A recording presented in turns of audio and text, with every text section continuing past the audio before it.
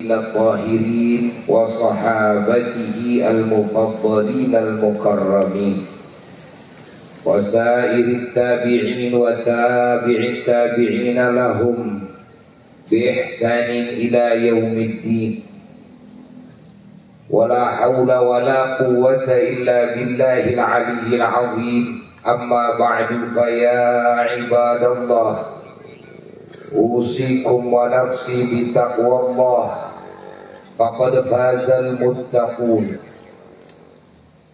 قال الله تبارك وتعالى في القرآن الكريم: أعوذ بالله من الشيطان الرجيم. بسم الله الرحمن الرحيم.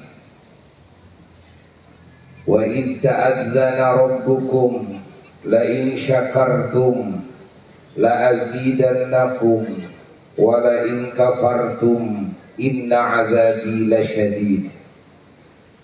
وقال تعالى: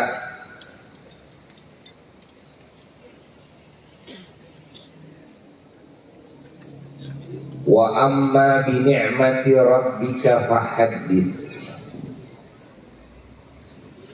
وقال تعالى: ولقد أرسلنا موسى بآياتنا أن أخرج قومك من الظلمات إلى النور وذكرهم بأيام الله إن في ذلك لآيات لكل صبار شكور. وقال تعالى: فاذكروني أذكركم واشكروا لي ولا تكفرون. صدق الله العلي العظيم. وقال تعالى: إن الله وملائكته يصلون على النبي يا أيها الذين آمنوا صلوا عليه وسلموا تسليما. اللهم صل وسلم وبارك عليه وعلى آله وصحبه. صدق الله العلي العظيم وصدق رسوله الحبيب الكريم ونحن على ذلك من الشاهدين والشاكرين والحمد لله رب العالمين. Hadirin hadirat para jamaah yang mulia, keluarga besar masyarakat Kabupaten Ciamis yang sangat dicintai dan yang sangat didoakan, juga sangat dirindukan. Wabil khusus panitia penyelenggara acara yang sangat mulia, acara yang merupakan ibadah, acara yang di dalamnya ada makna perintahan dari Allah Jalla Jalaluhu wahdah, perintahan dari Rasulullah sallallahu alaihi wa alihi wasallam, perintahan dalam agama yang insya Allah nanti sedikit diulas, dijelaskan tentang makna yang mulia tersebut. Keluarga besar GB Ansor wilayah Kabupaten Ciamis dan juga keluarga besar Banser wilayah Kabupaten Ciamis, keluarga besar Rijalul Ansor, keluarga besar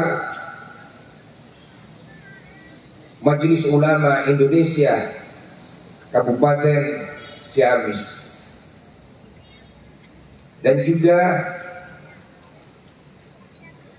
para ulama-ulama yang kita cintai, yang kita muliakan se-Kabupaten Ciamis, dan para santri-santri, para jamaah-jamaahnya, dan juga para pecinta-pecintanya yang Abuya cintai dan yang kita cintai bersama. Keluarga besar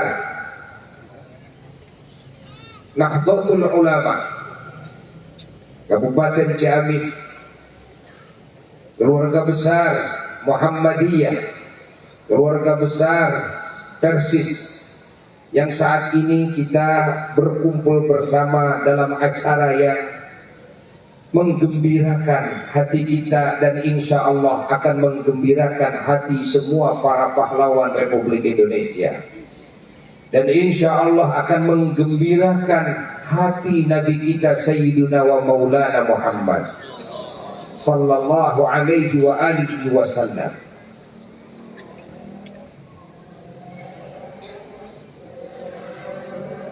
Dan kita juga bersyukur dalam kumpulan ini juga disesepuhi oleh Bapak Wakil Bupati Kabupaten Ciamis, Bapak Dandim, Bapak Kapolres, yang semuanya sangat Abuya cintai, sangat Abuya hormati, sangat Abuya doa. Dan juga semua ormas-ormas LSM, Pemuda Pancasila, AMS, yang sangat Abuya cintai, yang sangat Abuya banggakan. Alhamdulillah, kita semua di malam ini, di bulan yang sangat diagungkan oleh Allah,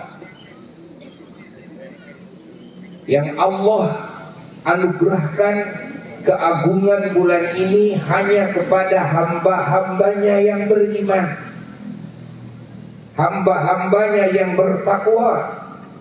Dan kita semua alhamdulillah beriman, dan kita semuanya alhamdulillah terus kita belajar bertakwa kepada Allah Jalla Jalaluhu wahdah, yang insya Allah siapapun hamba-hamba Allah yang beriman, yang bertakwa akan mendapatkan keagungan yang Allah simpan di bulan-bulan yang Allah agungkan. Di antaranya adalah bulan Muharram, di mana kita dipanjangkan umur kita sampai saat ini dimasukkan ke bulan Muharram yang Allah agungkan. Dan Allah jadikan bulan yang agung ini, Muharram ini, menjadi bulan pemula dalam setiap tahun. Dalam 12 bulan yang Allah ciptakan, ketika Allah menciptakan bumi dan langit, Allah ciptakan 12 bulan. Yang 12 bulan Allah jadikan 4 bulan menjadi bulan yang istimewa di sisi Allah. Yang Allah sebutkan ini adalah bulan hurum. Apa bulan hurum? Bulan yang sangat dihormati oleh Allah, sangat dihormati oleh semua malaikat Allah, sangat dihormati oleh semua para nabi-nabi Allah, sangat dihormati oleh semua yang beriman, baik bangsa manusia maupun bangsa jin. Dari zaman Nabi Adam alaihissalatu wassalam sampai hari kiamat, semua menghormati bulan-bulan ini. Dan tentunya bulan-bulan ini disebut bulan hurum, bulan yang sangat dihormati oleh semua ciptaan Allah. Seluruh ciptaan Allah menghargainya. Bumi dan langit menghargainya. Kayu, batu, air, api, semua yang ada di bumi ini menghargainya. Matahari dan bulan dan bintang menghargainya. Aras dan kursi, lauh mahfud dan qalam, surga dan neraka, dan semua alam semesta menghargainya. Karena bulan-bulan ini sangat dihargai oleh Allah Jalla Jalaluhu wahdah. Sehingga kita secara khusus diwasiati oleh Allah, fala tadlimu fihinna anfusakum, kalian jangan melakukan dosa di bulan-bulan tersebut. Kalian jangan berbuat kezaliman kepada diri kalian di bulan-bulan tersebut, apalagi zalim kepada sesama kalian, zalim kepada sesama makhluk Allah. Ada pesan khusus dari Allah dalam ayat tersebut. Kenapa? Karena bulan ini sangat spesial bagi Allah. Minha arba'atul hurum. Para ulama ahli tafsir mengatakan bahwa arba'atun, 4 bulan yang sangat diistimewakan oleh Allah ini disebutkan dalam hadis sahih Muslim dan hadis-hadis yang lainnya. Yang satu adalah fardun, menyendiri. Yang 3 adalah sardun. Yang 3 ini bergerombol. Yang 1 menyendiri. Mana yang menyendiri adalah bulan Rajab.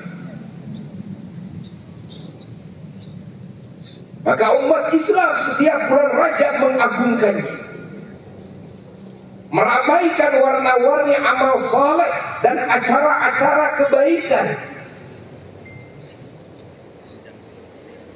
Lalu yang 3, yang 1 Allah simpan di awal bulan dalam setiap tahunnya, yaitu Muharram, agar semua hamba-hambanya yang beriman ketika meniti kehidupan di tahun barunya dimulai dengan keagungan Allah, dimulai dengan anugerah. Ketahuilah arti daripada huruf keagungan ini juga di dalamnya maknanya bahwa segala anugerah termasuk pahala-pahala yang Allah suguhkan kepada hamba-hambanya yang beriman, yang beramal saleh di bulan-bulan tersebut, pahalanya jauh lebih besar, jauh lebih hebat ketimbang pahala yang Allah berikan kepada orang-orang yang beriman, yang beramal saleh di bulan-bulan yang tidak diagungkan oleh Allah. Ini makna diagungkan. Jangan kita samakan pengajian di malam ini, jangan kita samakan zikir bersama di malam ini, jangan kita samakan salawat bersama di malam ini, jangan kita samakan doa kita bersama di malam ini, tawassul kita bersama di malam ini, silaturahmi kita bersama di malam ini, syukuran kita bersama di malam ini dengan apa yang kita lakukan daripada bentuk-bentuk ibadah di bulan-bulan lain seperti di bulan Syawal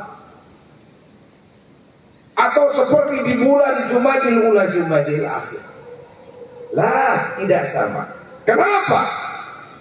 Karena amal soleh yang dilakukan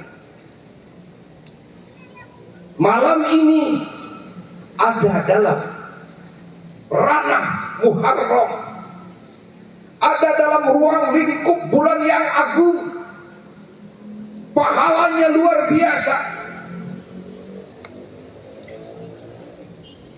rahmat dan keberkahan yang Allah hujankan kepada kita luar biasa. Maka kita wajib bersyukur setiap kita dimasukkan oleh Allah ke bulan-bulan yang agung tersebut. Komputer, malaikat pencatat udah beda.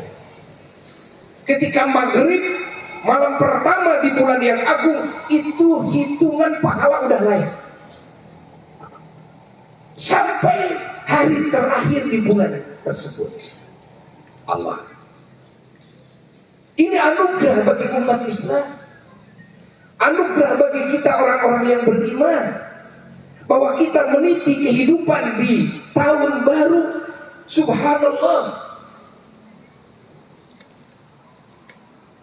Kita semuanya hidup diawali dengan anugerah yang sangat hebat dari Allah.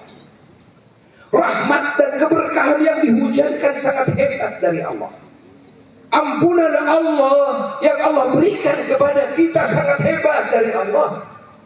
Pengangkatan derajat bagi hamba-hambanya yang beriman ke derajat-derajat yang lebih tinggi itu jauh lebih cepat ketimbang pengangkatan derajat di bulan-bulan yang tidak diagungkan. Ini perlu dicatat oleh kita. Cepatnya dikabulkan doa di bulan-bulan yang agung itu jauh lebih cepat ketimbang kecepatan diijabahnya doa di luar bulan-bulan yang agung.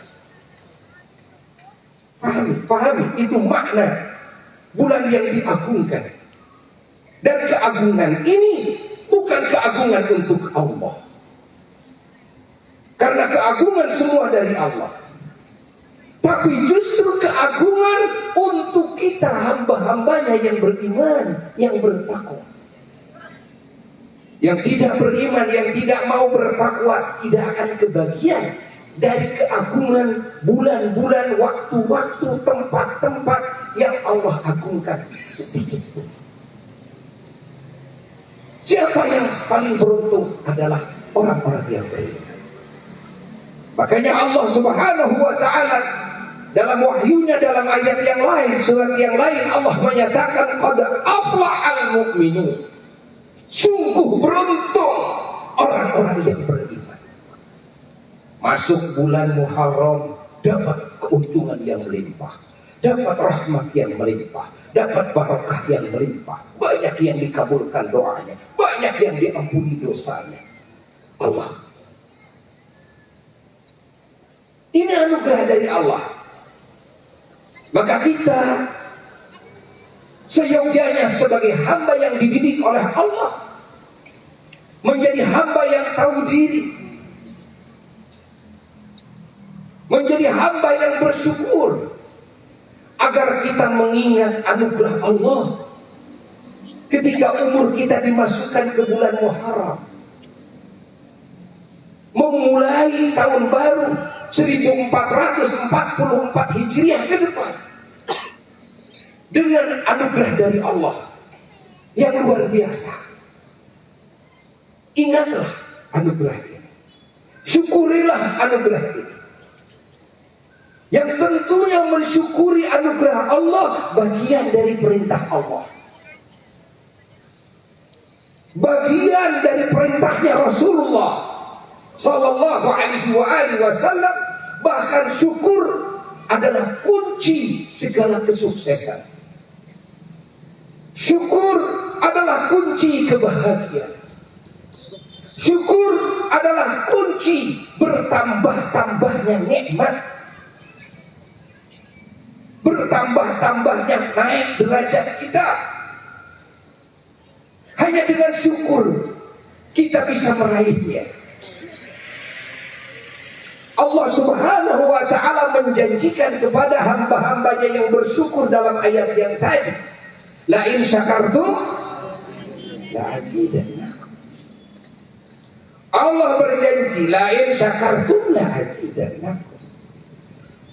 Kalau kalian bersyukur kepadaku atas segala kebaikan yang aku berikan kepada kalian, apapun itu kebaikan, baik kebaikan dunia maupun kebaikan akhirat, lalu kalian syukur kepadaku, aku berjanji, innallaha la yukhliful mi'ad, kata Allah, Allah tidak akan mengingkari janji. Apa janji Allah? La azidanna. Aku berjanji pasti aku akan menambah nikmat-nikmat tersebut dengan nikmat-nikmat yang lainnya. Allah, kalau menambah artinya nikmat yang sudah Allah berikan kepada kita tidak mungkin hilang dan tidak mungkin dikurangi. Karena bahasanya la azidanna, ditambah. Kalau dicabut, dihilangkan dulu nikmat yang sudah, lalu dikasih lagi nikmat, namanya diganti, bukan ditambah. Arti ditambah, artinya semua nikmat yang Allah berikan kepada kita yang telah lalu tidak akan Allah cabut, tidak akan Allah kurangi. Lalu Allah akan tambahkan dengan nikmat-nikmat yang baru. Allah fahami oleh kita ini tadi. Apapun nikmat yang Allah berikan kepada kita, ketika kita mensyukurinya, Allah akan tambahkan nikmat-nikmat yang lainnya. Maka kunci kebahagiaan, kunci kesuksesan, kunci kemajuan, kunci peningkatan kepada yang lebih baik hanya ada dalam syukur. Hanya ada dalam syukur. Namun syukur ini tidak akan bisa dilakukan oleh manusia yang bodoh kepada Tuhannya, yang tidak tahu kebaikan Tuhannya. Syukur ini hanya bisa dilakukan oleh orang-orang yang tahu kepada Tuhannya, yang tahu persis kepada kebaikan Tuhannya. Maka akan hadirlah rasa, ya Rabb, ya Allah, ya Allah, terima kasih ya Allah. Ini semua yang hamba terima adalah kebaikan-Mu ya Allah. Ruh yang ada pada diri hamba, jasad hamba, semuanya. Dari awal Kau ciptakan ruh hamba, di alamnya, di alam ruh. Lalu Engkau ciptakan jasad hamba di dalam rahim ibu hamba. Lalu Kau masukkan ruh hamba ke dalam jasad hamba di dalam rahim ibu hamba. Dan Engkau mengurus hamba, mengurus ruh, mengurus jasad, mengurus kehidupan di alam rahim.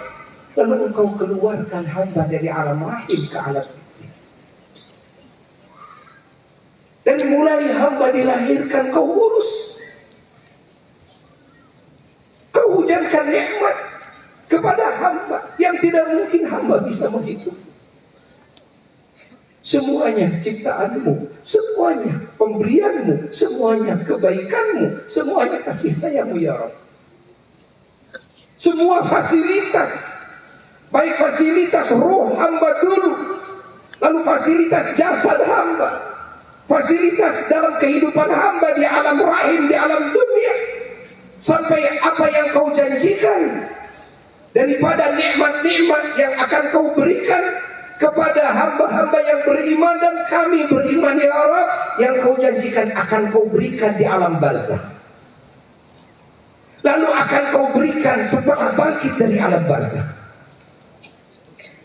lalu akan Kau berikan selama-lamanya di surga-Mu ya Rabb. Itu semuanya sudah Kau janjikan bagi hamba-hamba-Mu yang beriman, dan kami semua beriman ya Allah.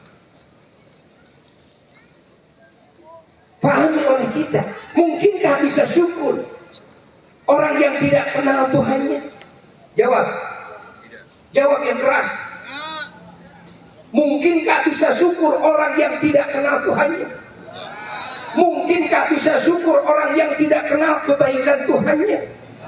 Mungkinkah bisa syukur orang yang tidak ingat kepada kebaikan dan kasih sayang Tuhannya?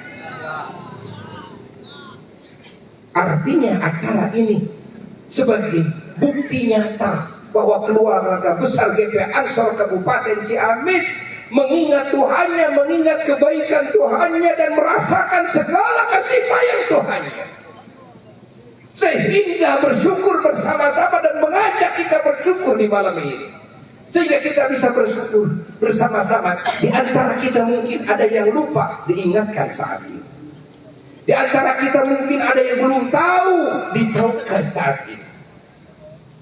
Allah, maka kita akan memahami bahwasanya acara seperti ini adalah bagian daripada amal soleh, ibadah yang diperintahkan oleh Allah, yang diperintahkan dan dicontohkan oleh baginda Rasulullah Sallallahu Alaihi Wasallam. Catat oleh kita semua. Paham tidak? Adik-adik paham? Ibu-ibu paham? Bapak-bapak paham? Mari kita pahami makna daripada syukur ini. Jadi kalau kita ingin sukses, kalau kita ingin bertambah naik derajat dan pangkat di sisi Allah, kalau kita ingin meraih keuntungan yang tiada ujung, jadilah kita hamba Allah yang tukang bersyukur. Tapi kalau kita ingin bersyukur, kenalilah Allah.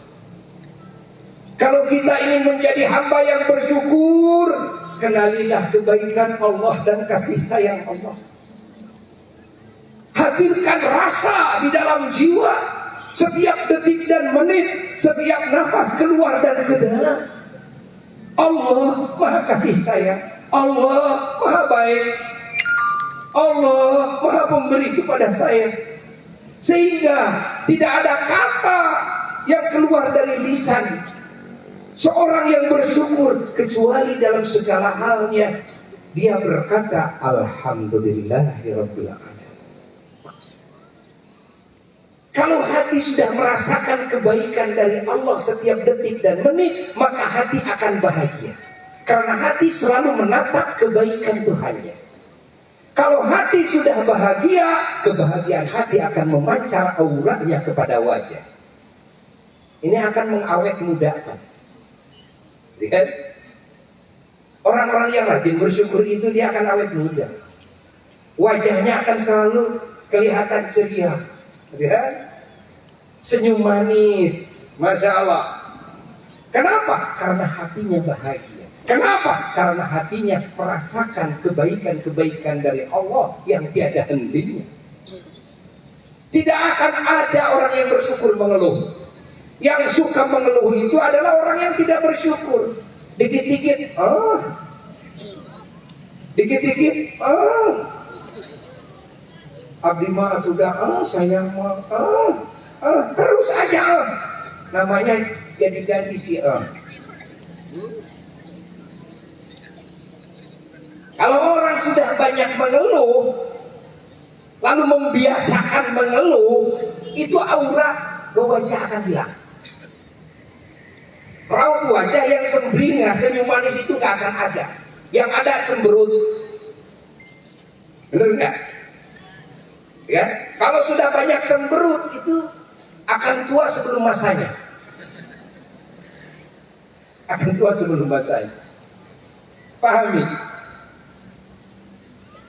Bahayanya apa? Bahayanya adalah Allah murka. Loh, kenapa Allah murka? Karena hati sudah buta.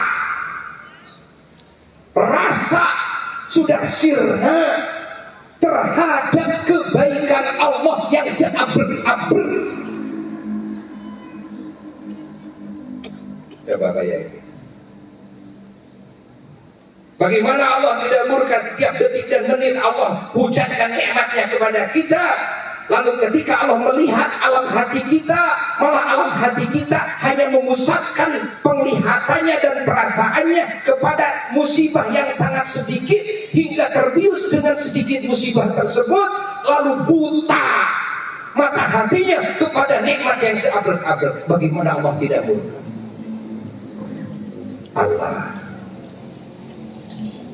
Allah. Sebetulnya orang itu bagaimana mengolah hatinya? Kalau rajin menatapkan hatinya kepada kebaikan Allah, maka segala musibah semuanya tidak akan terasa, terbius dengan kebaikan Allah. Akan selalu bersyukur. Kalau hati ditatapkan kepada musibah, walaupun musibah itu kecil, tapi ketika hati ditatapkan, dikuatkan perasaannya, maka seabrek-abrek nikmat akan lenyap, tidak akan kelihatan dan tidak akan terasa. Sehingga tidak akan ada kata syukur kepada Allah. Yang ada adalah kata-kata mengeluh, dan mengeluh. Nah, kalau sudah mengeluh, Allah murka. Resikonya apa? Nikmat yang sudah dicabut. Dari kapan dicabut? Dari semenjak mengeluh. Ketika hati kita menatap kepada musibah, bukankah semua nikmat hilang? Benar nggak? Sedikit aja. Ketika hati kita menatap kepada musibah, rasa hati kita dipusatkan kepada musibah yang sedikit, maka nikmat semua hilang. Kerjanya uring-uringan, padahal di rumahnya yang mewah. Padahal mobilnya berjejer mewah. Padahal duitnya di bank miliaran, puluhan miliar, ratusan miliar. Masya Allah, punya keluarga, punya anak, punya istrinya cantik, suaminya ganteng. Hartanya banyak di mana-mana, jabatan punya. Tapi ketika hati detik itu, hati menatap musibah, akan lenyap semuanya, terbius dengan tatapan tersebut. Hingga buta kepada semua nikmat yang ada Allah. Maka tertanamlah bingung dan susah dalam hati, tertanamlah galau dalam hati, tertanamlah kesedihan dalam hati. Dan ini tidak dikehendaki oleh agama, ini tidak dikehendaki oleh Allah dan Rasulnya. Jadi meskipun uangnya banyak, tidak akan terasa nikmat punya uang banyak. Meskipun rumahnya mewah, tidak akan nikmat walaupun dia ada di dalam rumah yang mewah. Dari semenjak itu nikmatnya dicabut oleh Allah. Lalu setelah itu apa resikonya? Resikonya adalah Allah tidak akan menambah lagi nikmat yang lainnya. Ada lagi resikonya, ada apa? Inna azabi lasyadid. Allah akan kasih warna-warni musibah.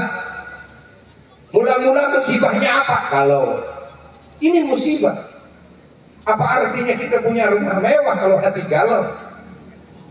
Apa artinya punya istri cantik, suami ganteng kalau hati galau? Apa artinya kita mobil berderet mewah semua tapi hati kita galau? Kalau hati sedang galau, kita sedang berada dalam musibah yang sangat besar. Dan musibah tersebut sebetulnya yang bikin kita sendiri. Kenapa hati kita tidak menatap kepada kebaikan Allah? Kenapa tidak ditatap kebaikan Allah, kasih sayang Allah? Kenapa tidak ingat sama Allah? Kenapa lupa sama sang pemberi nikmat setiap detik dan menit? Pahami oleh kita. Jadi kita galau sendiri karena salah kita sendiri. Coba kalau tatapkan hati kita kepada kebaikan Allah, maka hati akan bahagia. Maka dengan syukur hati akan bahagia. Allah. Ada banyak yang bertanya, bagaimana caranya agar ketika mendapatkan musibah tidak terpancing oleh musibah tersebut? Karena seringnya manusia ketika dikasih musibah, maka hatinya terpancing dengan musibah tersebut. Allah. Contoh sedikit saja. Umpamanya suami kita melakukan sedikit kesalahan yang mengesalkan hati kita, ibu-ibu umpamanya. Lalu hati kita terpancing dengan sedikit kesalahan suami. Diperbesar oleh hati kita. Diperbesar rasanya. Seolah suami kita melakukan kesalahan yang sangat besar. Detik itu pula kita ibu-ibu akan galau. Detik itu pula kebersamaan dengan suami tidak enak. Detik itu pula tidur ingin misah. Detik itu pula rumah mewah tidak manfaat. Detik itu pula uang yang banyak, mobil yang mewah tidak ada artinya. Masya Allah. Lalu kerjanya apa? Setiap orang yang ada dimarahin. Ketika ketemu sama siapapun, wajahnya cemberut, tidak enak dipandang. Padahal gara-gara kesel sama suami. Kesel sama suami, datang saudara. Nuju naon? Kaneng. Masya Allah. Ada tamu datang, sehingga tamu menyangka bahwa kita jelek kepadanya, padahal kita lagi kesal sama suami. Ketika hati ditatapkan Allah, Tapi ketika hati dikatakan kepada seabrek-abrek nikmat, maka musibah yang menimpa akan seperti air yang mengena daun talas. Ada kuncinya. Ketika mendapatkan musibah, tidak ingin terpancing dengan musibah. Dengan cara apa? Dengan cara baik sangka kepada Allah. Karena yang memberikan musibah pun adalah Allah. Paham? Dan ketahuilah, yakinlah bahwa Allah Maha kasih sayang kepada hamba-hambanya. Arti kasih sayang, yang kasih sayang tidak akan mungkin menyuguhkan sesuatu yang buruk bagi siapapun yang ia sayangi. Maka yang disungguhkan pasti akan yang terbaik. Maka musibah yang Allah timpakan kepada kita, jika hati kita ingin tetap stabil, tenang, bahagia, tidak terpancing dengan musibah tersebut, berbaik sangkalah kepada Allah. Bahwa Allah ngasih musibah kepada kita adalah untuk menambah kebaikan bagi kita. Makanya dijamin oleh Allah, orang-orang yang ketika asobathum musibah qalu inna lillahi wa inna ilaihi raji'un, ketika ditimpa musibah lalu kembali kepada Allah, mengungkapkan kalimat yang indah, ya Rabb inna lillahi wa inna ilaihi raji'un. Ya Rabb, sesungguhnya segalanya punya Engkau ya Allah. Wa inna ilaihi, sesungguhnya kami semua juga kembali kepadamu ya Rabb. Ketika hamba ini mendapatkan musibah lalu mengungkapkan kalimat tersebut, maka Allah menjamin akan memberikan kasih sayang kepada orang tersebut, sholawat kepada orang tersebut, ampunan kepada orang tersebut. Allah, ini dijamin oleh Allah Jalla Jalaluhu. Ini sebahagian kecil dari makna yang terkandung dalam syukur. Maka siapapun, manusia bangsa manapun yang ingin maju, yang ingin beruntung, ingin bahagia, ingin sukses, jadilah bangsa yang bersyukur. Dan alhamdulillah, kita semua dididik oleh para ulama kita untuk bisa selalu bersyukur. Lalu membuat momen-momen khusus seperti malam ini. Kita adakan waktu secara khusus bersyukur bersama. Yang mana kaitannya saat ini ada 3 momen yang sangat penting, yang kita sama-sama syukuri, yang kita sama-sama ingat, catat oleh kita. Yang pertama, malam ini kita mengingat dan mensyukuri hijrah. Ya, mensyukuri hijrah. Hijrahnya Sayyiduna wa Maulana Muhammad sallallahu alaihi wa alihi wasallam. Yang kedua, kita sedang mengingat dan mensyukuri kemerdekaan Republik Indonesia yang ke-77. Yang keberapa tuh? Mengingat kemerdekaan dan mengingat jasa-jasa para pahlawan kemerdekaan. Yang ketiga, kita bersama-sama ikut mensyukuri kehadiran GP Ansor Indonesia, terutama untuk wilayah Kabupaten Ciamis yang ke-91. Dan ini peringatan yang 3 ini ada kesamaan di dalamnya yang patut kita catat. Kenapa? Karena sesungguhnya peringatan hijrah adalah peringatan perjuangan. Peringatan hijrah bukan peringatan waktu. Peringatan hijrah, ingat, bukan peringatan waktu, tidak. Tapi peringatan hijrah adalah peringatan perjuangan teragung, perjuangannya Sayyidina wa Maulana Muhammad sallallahu alaihi wasallam. Di mana Nabi kita semua setelah diutus oleh Allah mengemban tugas yang suci, yang mulia, mengeluarkan manusia dan bangsa jin dari alam kegelapan kepada alam yang terang benderang,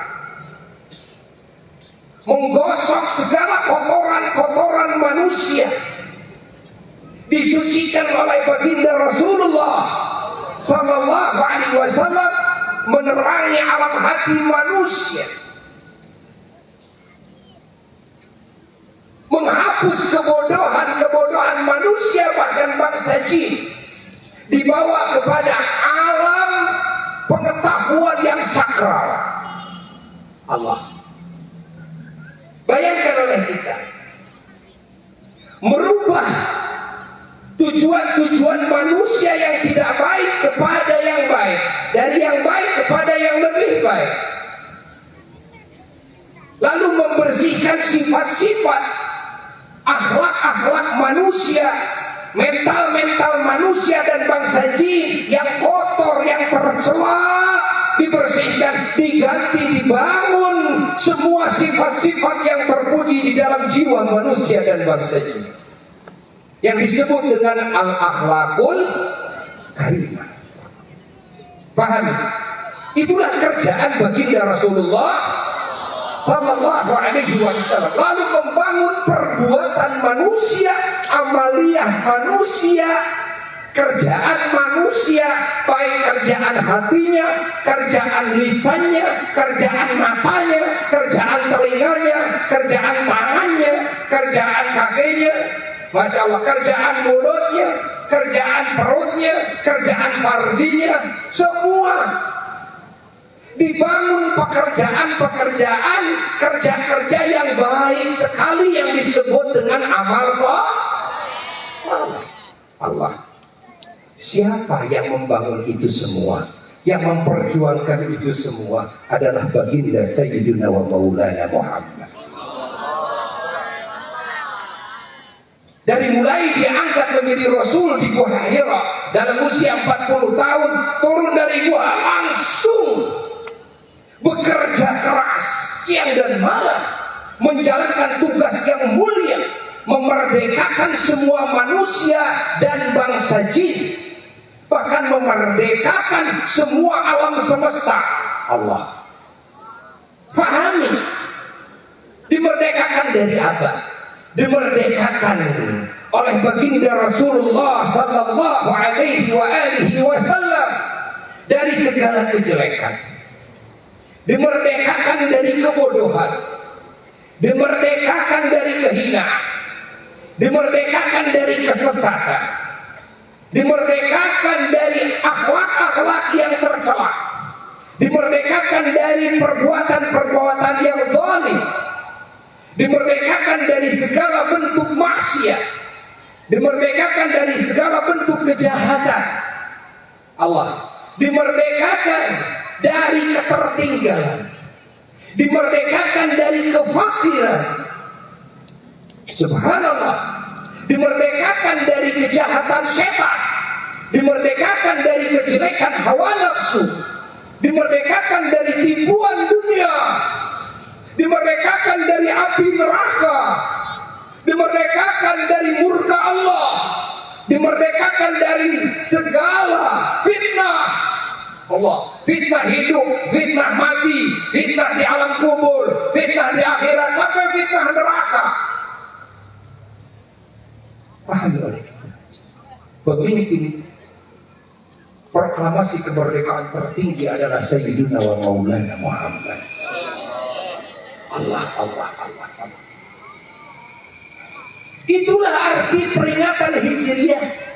Lalu beliau berjuang selama 13 tahun, Kang Sidik. 13 tahun di Makkah dengan penuh sabar, dengan penuh kasih sayang. Allah, dengan al-akhlakul karimah, dengan doa-doa yang baik. dengan silaturahmi, dengan membangun persaudaraan, dengan berbuat kebaikan, dengan membalas keburukan umat dengan segala kebaikan daripadanya. Allah. Pahami oleh kita, itulah perjuangan dakwahnya Sayyidina wa Maulana Muhammad dalam memerdekakan semua manusia dan bangsa. Lalu berkaitan dengan kemerdekaan alam semesta bagaimana? Karena ketika orang sudah merdeka jiwanya dari kejelekan hawa nafsunya, dari tipuan dunianya, dari kejahatan setan, secara otomatis manusia yang sudah merdeka ini dia akan menjadi sumber kebaikan bagi semua alam semesta. Contoh kecil, agama mengajarkan kepada kita berbuat baik kepada semua makhluk Allah. Agama mengajarkan kepada kita agar sayang kepada semua ciptaan Allah. Maka sebut Nabi kita dan agama kita sebagai rahmatan lil alamin. Arti rahmat itu apa? Kasih sayang. Arti lil alamin bagi semua alam semesta.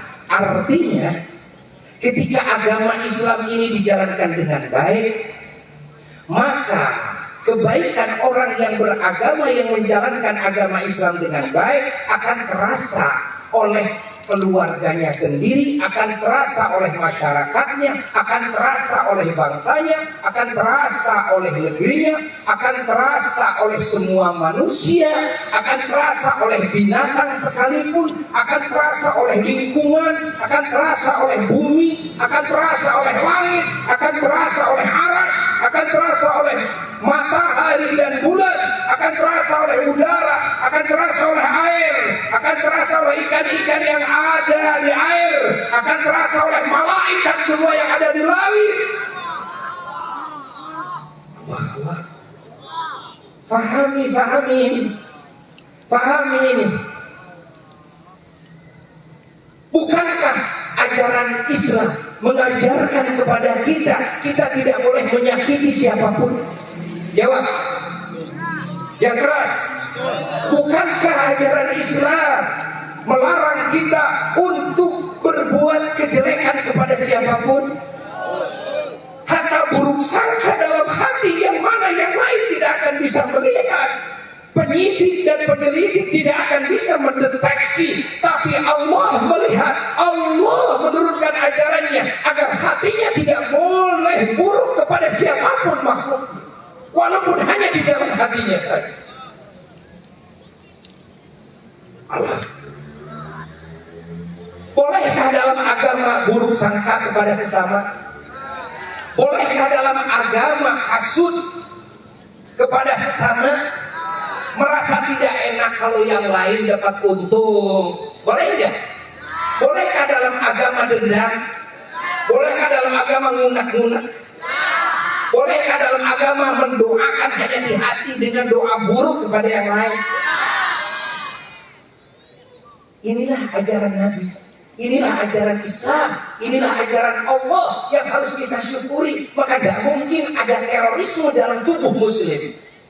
Tidak mungkin jika dirinya betul-betul menjalankan Islam dengan sebetul-betul. Paham? Bagaimana mungkin membunuh? Buruk sangka aja udah haram, dosanya besar. Hasud aja udah dosa besar. Allah. Bagaimana menakut-nakuti yang lain? Bayangkan. Tahukah sejarah Rasulullah Sallallahu Alaihi Wasallam yang bikin hati buyar, sering mengingat, bikin sedih dalam hati, terharu. Apa terharu? Ketika Rasulullah Sallallahu Alaihi Wasallam membawa pasukan yang sangat besar. Dalam peperangan ini bawa pasukan yang sangat besar. Bayangkan ini pasukan yang sangat besar. Bala tentara Kanjeng Nabi Muhammad yang dididik oleh beliau dengan didikan ajaran yang agung. ketika pasukan ini bersama Nabi, tiba-tiba dari kejauhan Nabi melihat ada anjing di Gunung Sahara, ada anjing sedang menyusui anak-anaknya. Ini perjalanan jalannya memang ke sana, tapi anjing itu ada di tengah jalan. Apa tindakan Nabi? Dari jauh-jauh jarak, lalu Nabi memutus agar membagi dua, sebelah ke sebelah kanan, sebelah ke sebelah kiri, tidak di jalannya, sehingga anjing itu merasa aman. Anak-anak anjing merasa aman.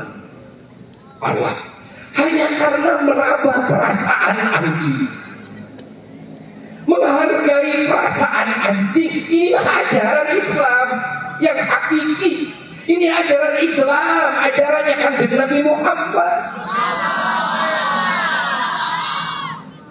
Pahami lagi perasaan anjing. Sehingga Nabi mengatakan kepada Sayyidina, siapa itu seorang sahabat Nabi yang oleh Nabi ditegur gara-gara apa? Gara-gara jadi imam, lalu baca Qur'annya panjang. Lalu Nabi mengatakan, apa tahu anta ya Mu'ad? Apa kamu menjadi orang yang tukang fitnah? Allah, ditegur oleh Nabi. Seorang imam pemimpin ketika membawa jamaahnya, lihat dong jamaah. Ada wanita, ada anak kecil, ada orang yang memang, Masya Allah, laparnya itu, ya. Dia berhenti dulu mencari rezeki demi sholat, tapi perutnya sudah kelumpuhan. Pernahkah kita mendengar dalam hadis sahih Rasulullah Sallallahu Alaihi Wasallam ketika ada cucunya sedang khutbah Jumat. Sekarang kan belum terjadi, tidak pernah terjadi ada khotib Jumat lalu tengah-tengah khutbah berhenti dulu. Rasulullah berhenti dulu. Gara-gara apa? Gara-gara ada cucunya datang. Menghampiri Nabi, digendong, dibawa oleh Nabi, lalu diteruskan khutbah. Kira-kira ada khotib seperti itu? Ini sudah viral sekarang. Allah. Rasul mempercepat bacaannya. Karena apa? Karena mendengar anak kecil yang menangis, ibunya sedang sholat. Artinya bacaannya dipercepat, sholatnya dipercepat. Nah kan biasa sholat cepat itu sholatnya elu dan ansor. Artinya tahu sikon. Artinya tahu sikon. Kalau kita mau baca surat panjang-panjang sendiri di kamar. You understand? Or you understand sih? Pahami oleh kita, pahami. Hayati. Buya, kalau didik anak santri, kalau ada jamaah yang lain, Buya nggak terapkan bacaan Quran yang panjang-panjang. Anak santri yang pendek-pendek. Pokoknya pakai kulhu aja deh. Surat yang pendek-pendek aja. Itu bakal waktuhan kepanjangan. Itu kalau kenapa? Pernah di pesantren. Kalau kalian lagi takdir Quran apa sendiri, nanti kalian sholat lagi. Tuh panjangnya Sultan Aulia Syekh Abdul Qadir Al-Jailani Qaddasallahu Sirruhu Ali, beliau sampai 2 rakaat membaca 1 khataman Quran. Rakaat pertama 15 juz, rakaat kedua 15 juz. Dan tiru itu. Tapi sendirian. Jadi kalau bawa makmum, ingat hati-hati, lihat keadaan makmum. Bukankah kita mendengar dalam hadis Sahih Muslim, Rasulullah Sallallahu Alaihi Wasallam sedang khutbah Jumat. Ketika beliau khutbah Jumat baru setengah mau duduk di mimbarnya, di kursinya yang baru dibikinkan oleh sahabat beliau, tukang mebel lah dibilang. Ada sahabat tukang mebel bikinkan mimbar yang bagus. Begitu pas mau duduk, saat itu juga muncul tiba-tiba tangisan yang menunjukkan kesedihan yang sangat mendalam, yang semua jamaah di situ tidak ada yang tahu lirik kanan, lirik kiri, depan belakang, gak ada yang nangis, isak tangis yang sangat sedih sekali. Dari mana suara itu datang? Kalau Nabi Sallallahu Alaihi Wasallam tidak turun dari mimbarnya di tengah-tengah khutbahnya, maka sahabat tidak ada yang tahu. Lalu Nabi turun dari mimbarnya, lalu Nabi ke belakang masjid. Ternyata suara isak tangis itu adalah muncul dari sebatang kayu pohon korba yang biasa oleh Nabi dipakai mimbar dalam berkhutbah. Allah. Namun karena bikinannya masih ala kadarnya, sehingga seorang sahabat, ada dalam satu riwayat 2 sahabat bikinkan mimbar yang baru yang lebih bagus, sehingga itu mimbar yang lama yang kelihatannya kurang pas lah, dikesampingkan. Allah, itu mimbar menangis, padahal masih dekat dengan Rasul, masih bisa menatap Rasul. Tapi mimbar ini tahu siapa Rasul. Mimbar ini ingin selalu dekat dengan Rasul. Mimbar ini ingin selalu bersentuhan dengan Rasul. Tidak merasa cukup dengan hanya menyaksikan Rasul walaupun dari kedekatan. Masya Allah, itulah kerinduan mimbar ya Rasulullah Sallallahu Alaihi Wasallam kepada Rasul, dan disaksikan oleh, ini bukan puluhan ribu lagi, ratusan ribu sahabat. Ini terjadi di Madinah. Sahabat Nabi sudah di atas 100.000 sahabat Nabi. Bayangkan jemaah di atas 100.000 yang ikut mendengarkan khutbahnya Nabi, geger semua, menangis semua, berubah majlis salat Jum'ah, mendengarkan khutbah saat itu menjadi isak tangisnya para sahabat, gemuruh tangis para sahabat saat itu. Kenapa? Karena terharu. Apa yang ada dalam pikiran sahabat?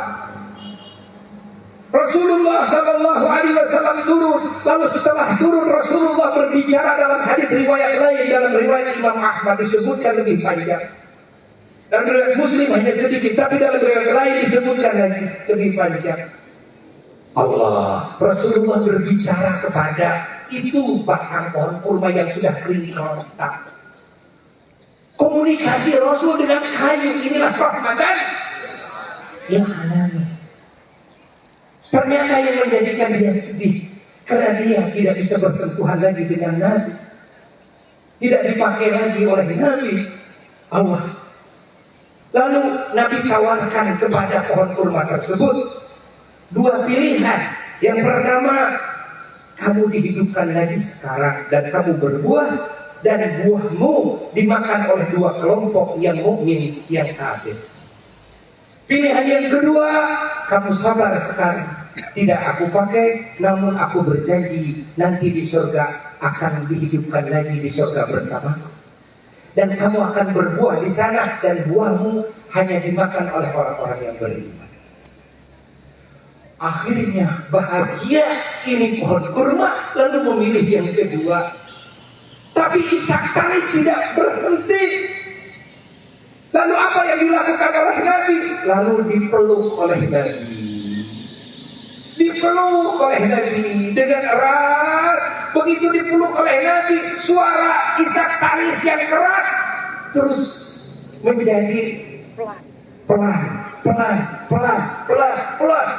Lenyaplah isak tangisnya. Sehingga ulama-ulama ahli hadis mengatakan, andai kata Nabi tidak memeluknya, maka suara isak tangis itu akan kedengaran sampai hari kiamat.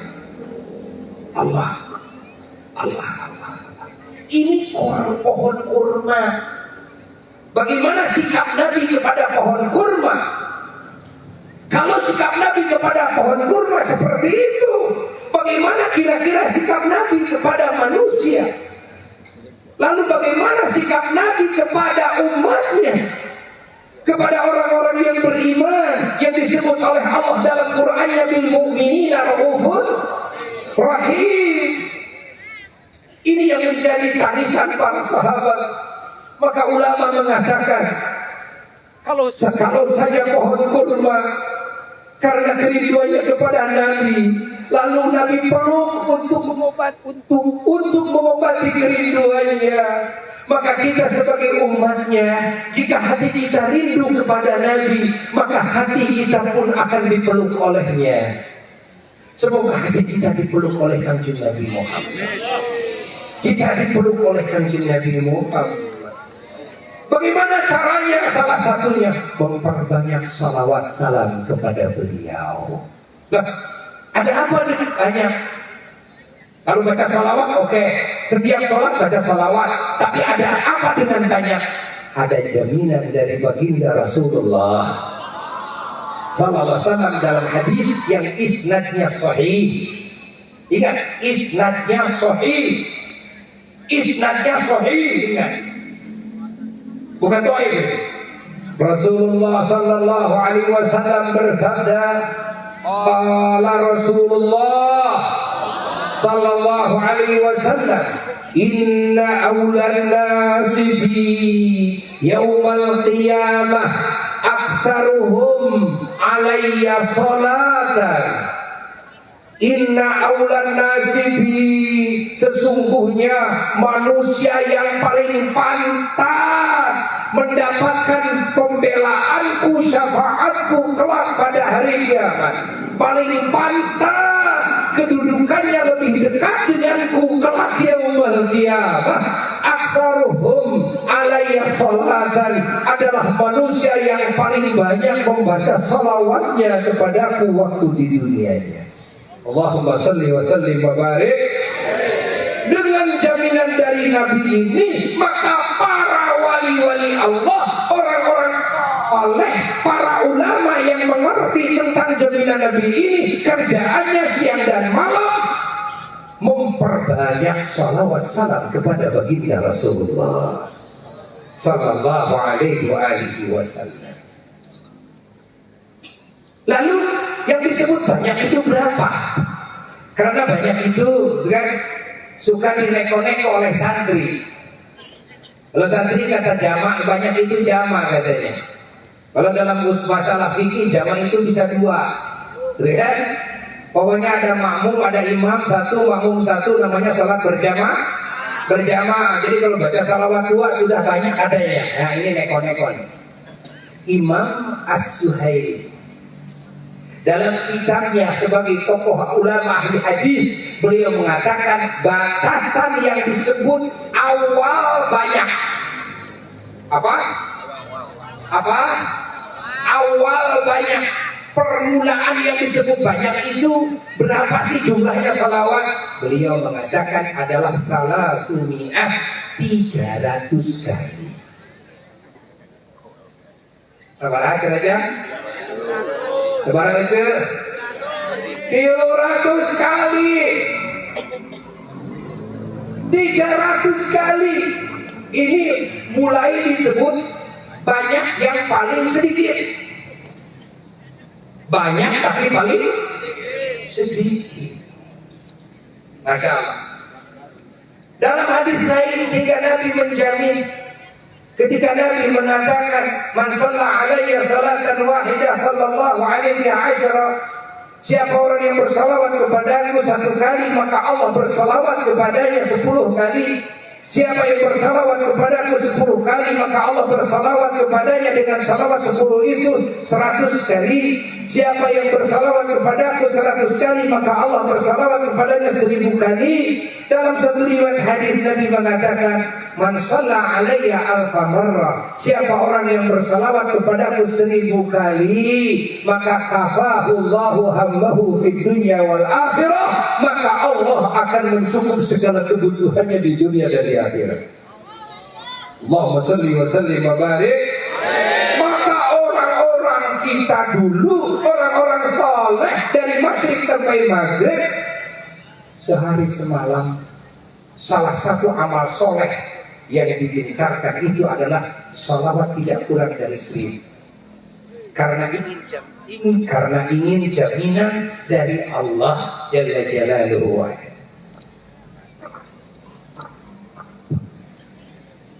Tidak kurang dari 1000. Masya Allah. Bahkan ulama banyak yang salawatnya sehari semalam 100.000. Al-Imam Abul Hasan Asy-Syadzili radhiyallahu ta'ala anhu wali kutub, ulama besar, salawatnya tidak kurang dari 100.000. Panjang-panjang lagi salawatnya.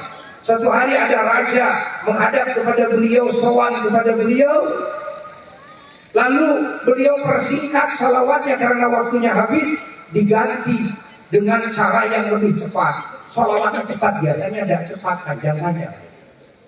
100.000 kali sehari semalam. Karena ada raja ini, akhirnya salawatnya dipercepat. Ketika beliau salawat sedang dipercepat, ngantuk beliau. Sedang salawat, ya. Begitu ngantuk, mimpi didatangi Rasulullah Sallallahu Alaihi Wasallam. Lalu Rasulullah Sallallahu Alaihi Wasallam mengatakan kepada beliau, aku mau mencium bibirmu. Lalu diciumlah bibir Sayyidina Abul Hasan Asy-Syadzili radhiyallahu ta'ala oleh bibirnya Rasulullah Sallallahu Alaihi Wasallam. Lalu Rasulullah mengatakan kepada beliau agar diganti kalau sedang ada urusan tergesa-gesa, diganti dengan salawat yang pendek, lalu diijazahi oleh Nabi langsung salawat ummi. Nabi yang mengijazahkannya kepada beliau, Allahumma shalli ala sayyidina Muhammadin nabiyil ummi wa ala alihi wa sahbihi wa sallim. Dan begitu beliau terbangun, saat itu juga beliau menemukan keanehan. Apa keanehan? Bibirnya menjadi wangi sampai wafatnya. Wanginya tercium beratus-ratus meter. Murid-muridnya kalau berkumpul mencium wangi bibirnya Imam Abul Hasan Asy-Syadzili. Karena dicium oleh baginda Rasulullah Sallallahu Alaihi Wasallam. Pahami oleh kita semua, ya? Pahami oleh kita semua. Banyak salawat-salawat itu sigot-sigotnya macam-macam. Ini siapa yang bikin? Ketahuilah bahwa kebanyakan salawat-salawat yang diwiridkan oleh para wali-wali Allah itu yang mengijazahkannya adalah Rasulullah Sallallahu Alaihi Wasallam. Ada yang diijazahkan oleh Nabi dalam mimpi, ada yang diijazahkan oleh Nabi di waktu terjaga ketemu Nabi.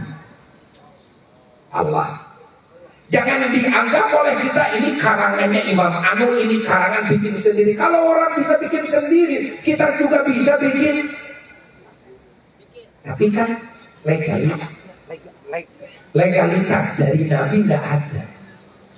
Dan pahala dapat, tapi keberkahan khusus dan keistimewaan rahasia yang terkandung di dalamnya tidak ada. Allah pahami oleh kita. Maka para ulama mengumpulkan salawat-salawat para wali. Dikumpulkan oleh para ulama. Di antara yang mengumpulkan salawat-salawat para wali adalah Imam Muhammad bin Sulaiman Al-Jazuli radhiyallahu ta'ala anhu. Dalam kitab salawatnya disebut Dalailul Khairat. Beliau mengumpulkan salawat-salawat istimewa dari banyak riwayat, kumpulkan di situ. Sehingga Dalailul Khairat menjadi pegangan semua para ulama, orang-orang soleh di bumi ini. Di muka bumi, beliau adanya di Maroko. Masya Allah, ulama Maroko. Sampai ke Indonesia, para wali-wali Allah mengamalkan Dalailul Khairat. Allah. Beliau dapat ijazah Dalailul Khairat dari banyak ulama-ulama besar di dunia ini. Sehingga sanadnya sangat dekat kepada Imam Al-Jazuli radhiyallahu ta'ala. Kenapa ini Imam Jazuli bikin kitab Dalailul Khairat? Ada cerita, karena beliau kalah set. Beliau merasa malu oleh seorang anak kecil perempuan yang usianya 10 tahun. Itu cerita asal usul beliau menyusun Dalailul Khairat. Beliau kan ulama besar. Tiba-tiba suatu hari beliau berziarah ke satu perkampungan pas masuk waktu duhur, saat itu musim kemarau, nggak ada air, beliau mau sholat duhur, lalu cari-cari sumur, airnya sangat dalam sekali, lalu beliau nimba, lagi capek-capek nimba, ada anak kecil di atas tebing senyum, beliau meliriknya, ada apa nih? Kata anak kecil itu Tuan Syekh, itu lagi apa itu? Ini neng lagi nimba, mau sholat, mau wudhu, kayak capek. Emang dalam airnya, boleh nggak sama neng airnya tuh dikeluarin? Bener aja neng. Anak kecil kira-kira umur 10 tahun menghampiri Imam Jazuli, lalu diludahi ke sumur, keluar memancar air dari dalam sumur. Ember tersebut dibawa oleh air, sehingga beliau wudhu dan tidak pakai ember lagi, langsung dari sumurnya. Tercengang beliau, neng ini malaikat apa jin? Ditanya oleh beliau. Kata beliau, mama, saya ini manusia. Lalu neng seperti ini, anak kecil usia 10 tahun sudah bisa seperti ini. Kenapa? Karena saya sering membaca sholawat kepada seorang nabi, yang mana jika nabi tersebut beliau duduk di samping sumur yang sudah kering, seketika sumur itu akan mengeluarkan air. Jikalau nabi tersebut duduk di bawah pohon yang sudah mati dan kering, maka pohon tersebut akan hidup lagi dan berdaun lagi. Allah. Artinya salawat kepada Kanjeng Nabi Muhammad. Malu beliau, malu kalah set, sudah jadi ulama besar dan bisa seperti ini. Ini si neng usia 10 tahun sudah istimewa seperti ini. Itulah kehebatan salawat. Jadi salawat itu anak kecil aja bisa jadi wali di masa kecil. Itu kehebatan salawat. Maka Imam Jazuli bernazar, langsung beliau kumpulin salawat, wiridkan salawat. Akhirnya beliau pun juga menjadi orang yang sakit umat pulsa ucapnya. Setelah beliau dikuburkan kira-kira 70 tahun, lalu dipindahkan makomnya, begitu digali berkilo-kilometer orang mencium wanginya. Jasadnya masih utuh. Imam Jazuli itu ke makom yang sekarang itu pindahan dari makom yang pertama, menyaksikan utuhnya jasadnya, sehingga beliau waktu sebelum wafat pernah jenggotnya dipotong dulu sedikit, ya. Begitu beliau ditarik dari lubang lahat, subhanallah, seperti yang baru dipotong. Lalu ada salah seorang yang hadir, yang sengaja menempelkan telunjuknya di pipi Imam Jazuli. Begitu ditempelkan, ditekan dingin, kelihatan darahnya kan jadi kalau gitu kan, jadi persis seperti orang yang hidup. Allah, itulah barokah salawat. Barokah salawat itu bikin cacing kuuk. Ingat, yang ada dalam tanah takut. Lamanya masa tanah air, api tidak akan bisa menghancurkan tubuhnya ahli salawat. Allah. Maka malam ini aku yang diminta untuk mengijazahkan salawat nariyah, agar kita warga Ciamis ini menjadi ahli salawat semuanya. Kalau sudah jadi ahli salawat, artinya akan jadi ahli syafaat Nabi. Kalau sudah jadi ahli syafaat Nabi, artinya walaupun amalnya sedikit, walaupun ilmunya sedikit, walaupun doanya tidak nyampe, walaupun dosanya banyak, masih punya kesempatan masuk surga karena syafaatnya Rasulullah. Itu perlunya banyak salawat. Itu perlunya banyak salawat dan salawat nariyah atau munfarijah, tafrijah ini, kamilah ini juga. Ya, ini salawat yang masyhur. Coba anak-anak santri buka kitab Afdholus Salawat karangan Imam Yusuf bin Ismail An-Nabhani radhiyallahu ta'ala anhu sebagai ahli hadis. Siapa di muka bumi yang tidak kenal beliau? Guru besar ahli hadis. disebutkan bagaimana keistimewaan yang Allah suguhkan kepada orang yang mewiridkan salawat nariyah. Sedikitnya habis sholat baca 11 kali, setiap malam baca 100 kali. Allah akan kasih kepangkatan yang tinggi. Kalaupun dia jadi RT, presiden aja akan segan kepadanya.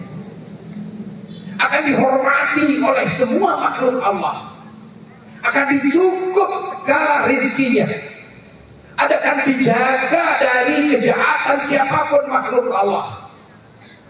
Lihat-lihat dalam kitab Abdulus Salawat, Imam Yusuf bin Ismail An-Nabhani dulu beliau mengijazahkan langsung kepada ulama Indonesia, yaitu yang bernama Mama Eyang Rende, Eyang Ahmad Zakaria Rende, Tudi Rende, ya. Yang Ahmad Zakaria Rende, waliullah, ulama besar yang karomahnya masyhur. Gurunya itu siapa? Gurunya Gentur, Mama Gentur, Mama Aang Kurtubi, Aang Syatibi berguru kepada Amarende. Kalau ketemu Amarende, bukan cium tangan lagi katanya. Mama Gentur, Mama Sanusi Cantayan Sukabumi, cium telapak kaki.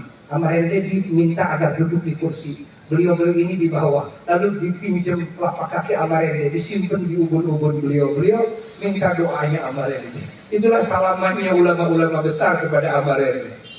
Amarende ini dapat dijajah langsung dari Syekh Yusuf karena ada di masanya, dan lama Amarende 11 tahun mukimnya di Makkah. Lalu Amarende mengijazahkan semua mu'allafat sholawat, wirid, doa Imam Yusuf kepada ayahanda Mama Kiai Haji Ahmad Toha Mustawi Landung. Ayahanda mengijazahkan semua mu'allafat karangannya, doanya, sholawatnya Imam Yusuf kepada Al-Fakir, ya, semuanya. Maka saat ini Abuya akan ijazahkan sholawat nariyah kepada semua yang hadir dan yang menyimak melalui streaming, walaupun hanya mendengarkan lewat rekamannya saja. Maka Abuya ajaztukum mengijazahkan salawat nariyah ini kepada kalian semua, kama ajazani syekhi Syekh Mamakai Haji Ahmad Toha Mustawi walidi, wa qad ajazahu syekhuhu Syekh Ahmad Zakaria Rende, wa qad ajazahu syekhuhu Syekh Yusuf bin Ismail An-Nabhani. Jawab oleh semuanya, qabiltu ijazataka. Saya terima ijazahnya. Nah, itu sedikitnya baca. Berapa? 11 kan? Semuanya sah, sanadnya sekarang sah. Namun ada cerita khusus dalam sholawat ini. Kenapa disebut nariyah? Nariyah itu apa? Kan nari itu api. Kenapa sholawat bangsa api disebutnya? Karena dulu di Maroko, sholawat nariyah itu salah satu senjata untuk mengusir musuh-musuh para penjajah. Ya, wirid sholawat mereka tidak bisa masuk, panas bagi mereka, tidak bisa masuk kampung. Menjadi api kayak Saifi gitu kan. Orang yang mau menjajah, orang yang mau membunuh para tentara-tentara, orang-orang kafir masuk ke wilayah mereka senjatanya hanya sholawat itu. Tapi mereka tidak bisa menginjakkan kaki ke batas tanah mereka. Panas itu. Allah terbakar. Maka masyhurlah salawat nariyah. Maka orang yang berdakwah salawat nariyah, kalau ada yang benci, ada yang hasud kepadanya, nanti apinya akan kembali kepada yang hasudnya tanpa kita menyadarinya. Allah. Ini salawat nariyah, ya kan? Ini rahasianya banyak sekali. Walhasil ini kan pertemuan pertama, ya kan? Nanti belum mensyarahi arti daripada salawat nariyah. Karena ada di antara saudara kita yang tidak paham, akhirnya menganggap salawat nariyah itu syirik. Gara-gara apa? Gara-gara ada ba tanhalu bihi al-uqadu. Ada ba karena saudara kita kurang memahami ilmu nahwu, kurang memahami lughah Arabiyah. Disangkanya ba itu kan litahqiq, padahal ba itu lisababiyah. Ba itu maknanya banyak, ada lita'diyah, Ba itu juga ada litakik hanyalah kepada Allah. Kalau ba dinisbatkan kepada Allah, litakik memang benar-benar hakikatnya oleh Allah. La haula wala quwata illa billah. Billah di sini ba-nya betul-betul litakik. Segala sesuatu oleh Allah. Ketika ba disandingkan kepada makhluk, maka ba ini akan berubah. Maknanya lisababiyah, artinya dengan sebab kanjeng Nabi Muhammad. Ya kalau berbicara sebab ya iyalah Indonesia merdeka dengan sebab perjuangannya para pahlawan kemerdekaan Republik Indonesia. Benar nggak? Hakikatnya oleh siapa? Mereka. Tapi sebabnya oleh siapa? Dan kita sebagai hamba yang beriman, hamba yang tukang bersyukur, diperintahkan oleh Allah agar mensyukuri wasilah, mensyukuri sebab. Allah dalam hadis qudsinya berfirman, abdi lan tashkurni idza lam tashkur man ajraitun ni'mata ala yadayk. Wahai hambaku, kau tidak bersyukur kepadaku, ya, kalau kau tidak bersyukur kepada orang yang mana aku melimpahkan nikmat kepadamu, wasilah orang tersebut.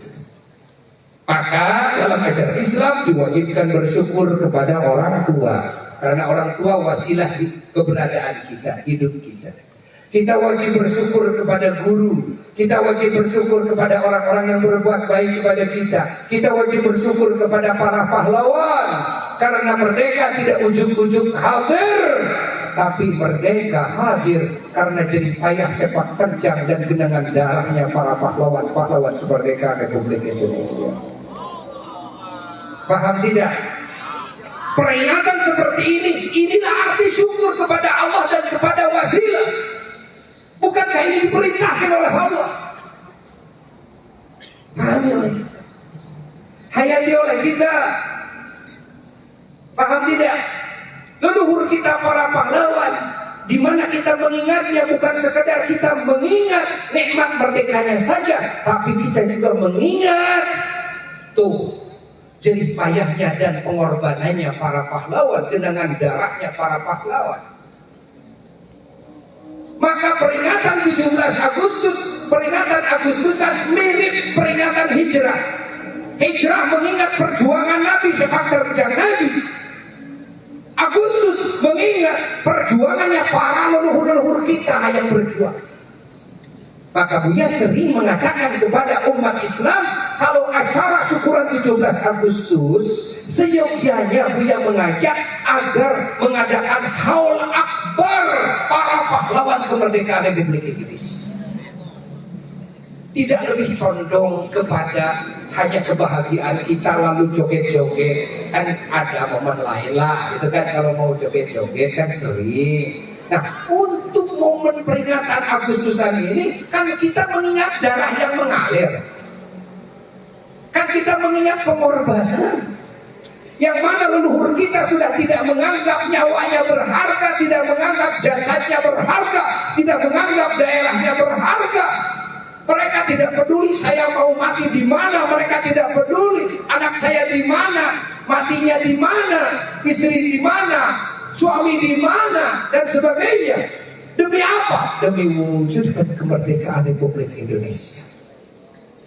Inilah yang paling cocok peringatan Agustusan. Dengan cara seperti ini kita bersyukur bersama. Adakan tausiah-tausiah yang memberikan pencerahan kepada alam hati, alam pemikiran bangsa kita ini, agar tidak salah dalam sikap bersyukur. Jangan sampai bersyukur tapi dengan cara berdosa. Jangan sampai bersyukur tapi dengan cara-cara yang cara-cara ini sebetulnya tidak pantas kalau dinisbatkan kepada genangan darahnya dan pengorbanannya leluhur kita. Paham tidak? Paham? Alhamdulillah. Mudah-mudahan acara seperti ini menjadi contoh bagi semua bangsa Indonesia dan sebangsa Merauke.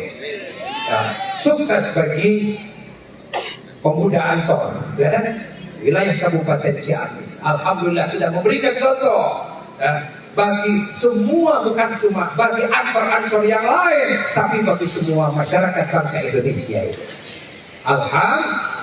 Alhamdulillah. Begitu pula ini ansor. Ansor ini dibangun, apa artinya ansor? Ansor itu penolong. Ansor ini penolong. Pahami oleh kita wajib bersyukur adanya Ansor, adanya Banser, ya, sebagai cabang dari Ansor ini. Ini semua penolong yang kita harus syukuri untuk menolong bangsa ini, menolong negara ini, paham? Menolong nilai-nilai kemuliaan, nilai-nilai kebenaran, nilai-nilai keadilan.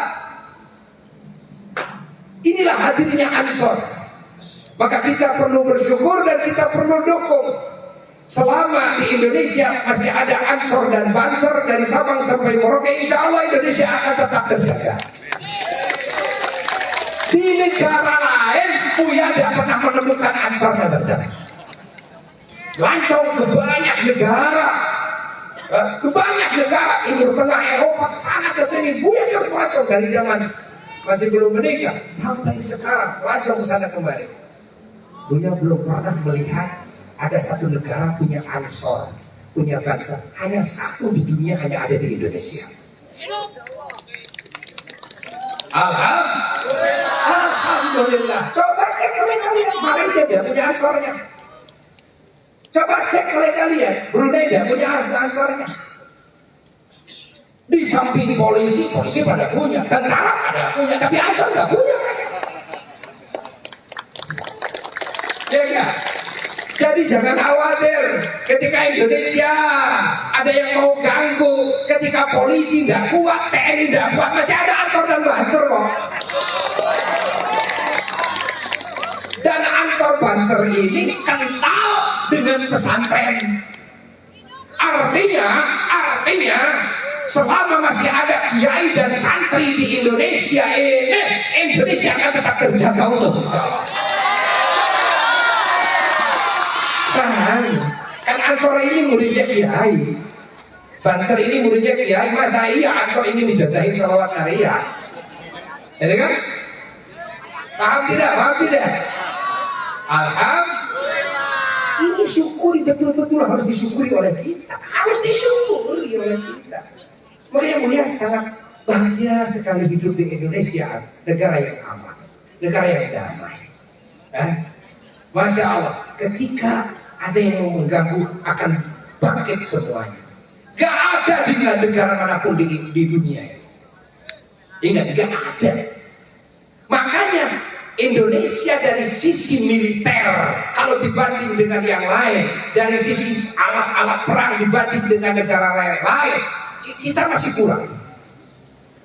Mungkin dalam catatan matematika Indonesia kalau diserang oleh negara lain bisa kalah dalam waktu yang sangat singkat. Enggak, negara lain akan memperhitungkan yang lebih matang. Mereka tidak akan berani ke Indonesia. Kenapa? Karena Indonesia punya catatan sejarah yang memerdekakan Indonesia adalah bangsanya sendiri.